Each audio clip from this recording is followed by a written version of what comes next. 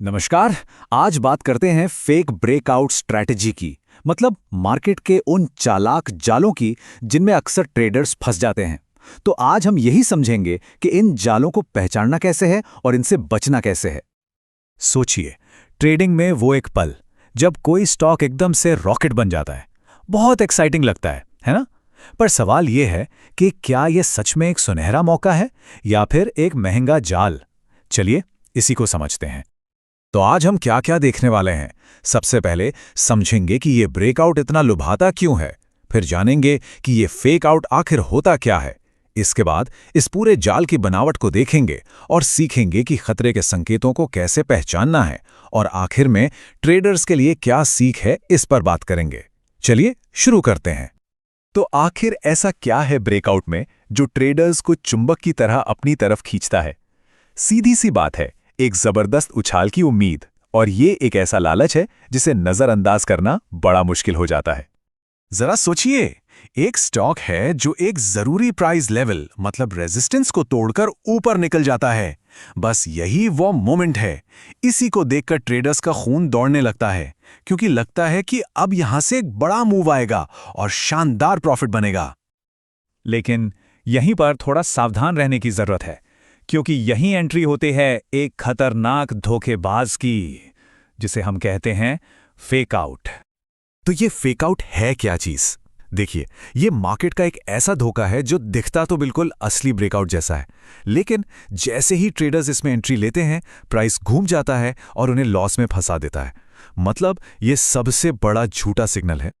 अच्छा, तो ये जाल बिछाया कैसे जाता है? चलिए एक फेक ब्रेकआउट कैसे काम करता है, इसे स्टेप बाय स्टेप समझते हैं। देखिए, ये पूरा खेल 3 स्टेप्स में होता है। सबसे पहले प्राइस एक छोटे से दायरे में साइडवेज चलता रहता है, जिसे हम कंसोलिडेशन कहते हैं। फिर अचानक एक जोर का उछाल आता है जो रेजिस्टेंस को तोड़ देता है। बस यहीं से फोमो यानी मौका छूट ना जाए वाला डर शुरू होता है और सब खरीदने लगते हैं। और फिर आता है फाइनल मूव, रिवर्सल। प्राइस तेजी से वापस उसी दायरे में आ जाता है और जो लोग आखिर में घुसे थे वो बुरी तरह फंस जाते हैं। तो सवाल यह है कि इस जाल में फंसने से बचे कैसे? एक असली और नकली ब्रेकआउट में आखिर फर्क कैसे करें? कुछ बहुत जरूरी रेड फ्लैग्स हैं जिन पर नजर रखनी चाहिए। देखिए, एक असली ब्रेकआउट में ट्रेडिंग वॉल्यूम ज्यादा होता है और बढ़ता रहता है। यह दिखाता है कि बड़े प्लेयर्स भी इसमें शामिल हैं।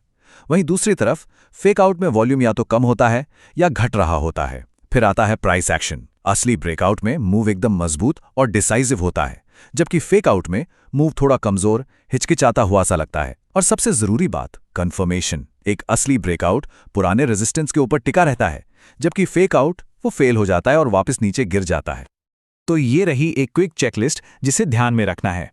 अगर ब्रेक के टाइम वॉल्यूम कम है, या प्राइस तुरंत पलट जाता है, या फिर वो उस जरूरी लेवल के ऊपर क्लोज नहीं हो पा रहा, और हां, अगर ब्रेकआउट कैंडल पर एक लंबी सी ऊपरी विक दिख रही है, तो ये सब फेकआउट के पक्के संकेत हैं। लेकिन रुकिए, ये कहानी सिर्फ टेक्निकल एनालिसिस की नहीं है। फेक आउट्स काम ही इसलिए करते हैं क्योंकि वो मार्केट की साइकोलॉजी का फायदा उठाते हैं, और इस साइकोलॉजी को समझना सबसे जरूरी है। तो आखिर ट्रेडर्स इस जाल में फंसते ही क्यों हैं? इसकी जड़ में हैं ये 4 इमोशंस। सबसे पहले फोमो, जो जल्दबाजी में ट्रेड करा देता है। फिर आता है लालच, जो बड़े बड़े मुनाफे के सपने दिखाता है।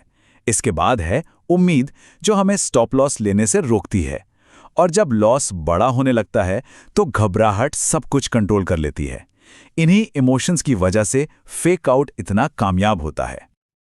और आखिर में यह सब हमें एक बहुत ही बुनियादी सवाल पर लाकर खड़ा कर देता है। ट्रेडिंग का असली मकसद क्या है? मार्केट को प्रिडिक्ट करना या मार्केट के अंदर अपने रिस्क को मैनेज करना? शायद असली जीत भविष्यवाणी करने में नहीं, बल्कि डिसिप्लिन और एक ठोस रिस्क मैनेजमेंट में ही है।